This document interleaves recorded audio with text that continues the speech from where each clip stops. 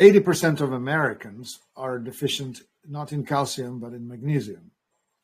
If calcium were the bricks from which these structures are built, magnesium would be like the mortar that holds these things in place.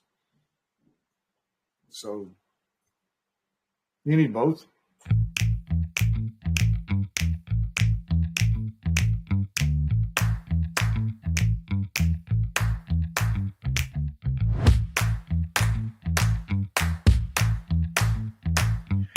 And while we're waiting, we'll take a question. I found a really interesting question here that I want to get your opinion on, Martin, from the Fibromyalgia Support Group. We have 130,000 people in the group. It's growing like 50 to about 50 people a day now. And there's about 50 posts that we look at approving every day as well. So it's an active group. And the reason it's active is these people are suffering, they're in pain, and we're hoping that we can help them. And this gentleman says, does anyone who can't have dairy take calcium supplements? I don't do great with green veg because of IBS either, so I can't even get calcium from that and worry that I'm probably really low in it. Yeah, that's another one of those mainstream concepts that should be unpacked and criticized and revealed for the nonsense. You know, minerals are indeed found in food, and calcium is abundantly present in most vegetables. It's somehow driven by the type of soils that stuff is grown on. So we find that most people are not deficient in calcium. However, they are deficient in the minerals that need to accompany it.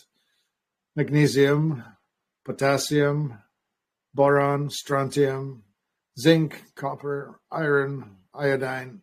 Those are more the problem than not. Especially important for bone health or connective tissue health would be magnesium and silicon. Those two. So this fellow is not eating vegetables because they make him go. They make him have loose bowel movement. Calcium, on the other hand, is the mineral that signals, the word is slowing down of the peristalsis. If you are pooping too fast and too loose and too watery, you will supplement calcium to slow it down. If you have the opposite problem, if you have poop that's too concentrated, too dense, too slow moving, you would want to use magnesium to speed it up. So what's going on for this guy? Why is he loose? There's something, maybe it's the microbes. Maybe it's, well, I don't know. I don't know his diet. I could be speculating all to heck, right? What would I tell him? Concern about bones. Sorry, I didn't hear. I was just going to say, does he really need to be concerned about calcium? Mostly not. Most times not.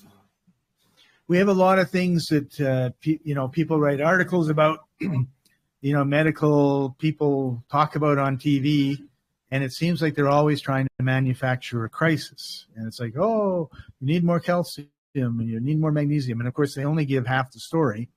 And I think oftentimes we worry about things we don't need to worry about. Yes, agreed. So if you were low in calcium, Mark, what would it look like? My bones would break when I take a step. No. Well, there are 2.5 pounds of calcium in the body. So it's not a whole lot.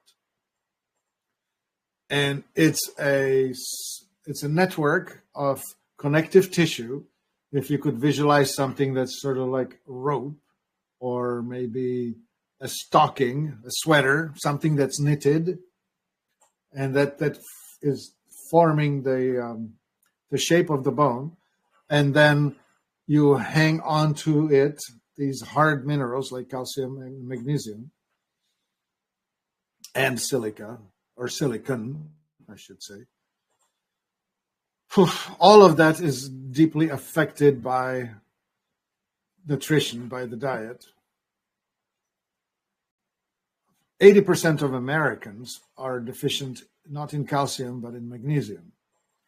If calcium were the bricks from which these structures are built, magnesium would be like the mortar that holds these things in place. So you need both. And if you needed magnesium, it's a very difficult mineral to eat and absorb. So you could get like a magnesium gel that we have at life-. and put it in a little bowl, put your feet in it, maybe add some water. That would be good. Yeah, topical magnesium is a very good way to supplement it. And the reason for that is if you ingest magnesium, it accelerates the peristalsis. It speeds up your elimination. So to people constipated, magnesium is a very welcome input. To people who are not, they need actually more calcium to slow things down. Cool. All right. So this is probably not something that you need to worry about. And I would say probably you should be more concerned about magnesium than calcium. And it's another example of watching TV or listening to the radio and hearing someone get on their high horse about something that is probably not a problem.